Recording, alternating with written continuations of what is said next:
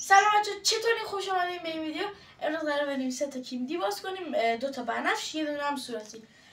امروز اومدیم با پسرمون ویدیو باز کنیم و یه سلام نمی‌کنیم. سلام. دوربین نگاه نمی‌کنیم. خب بیا باز کن، تو باز کن ببینیم چی داره.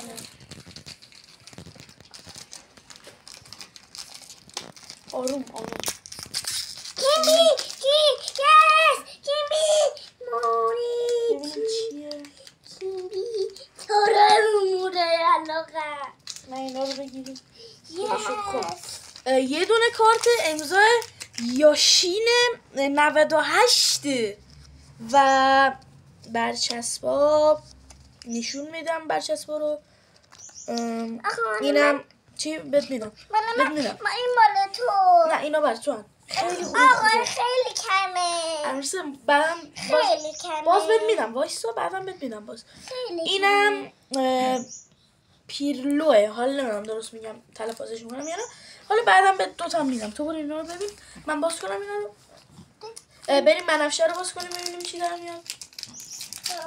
امروز بعدم باز بهت میدم. نگران نباش.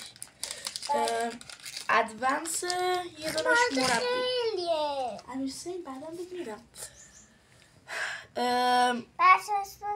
برچسباش خیلی بزرگه. کجا بذارم؟ بعدم دفتری چیزی داشتی بچسبون. حالا فعلا وایسا من ویدیومو بگیرم بعد باز بهت میدم. اوکی؟ خب این مال منه؟ اوکی بهت میدم. تو وایسا فعلا ساکت باش ویدیومو بگیرم بعدا. این مال خودم. باش اینا مال تو این اونو. باش وایسا. باشه ساکت باش تمام. خب امروز باش. این مال من. امیر باشه. بسه. باش اصلا برای تو. خدای نمیدونم چیه، اصلا نمیدونم تلفظش چجوریه. اینم 2 تا برچسبای دقیقاً برچسبای این 2 تا رو در آوردم و اینم برای این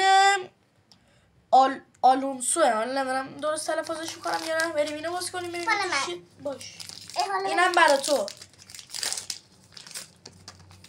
و این ببینیم توش چی در میاد. کارت ادوانس ون پرسی. حالا نمیدونم درست میگم یا نه. کارت کلاب برچسب کارت کلاب بارسلونا، برچسب پدری. اینم که هیچ 2 تا. اینم برای اینه اگه بخوام بخونمش.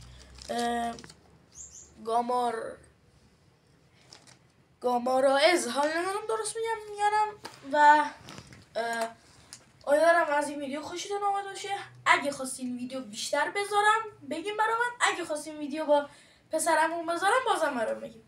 تا یه ویدیو دیگه خدا نگهدار.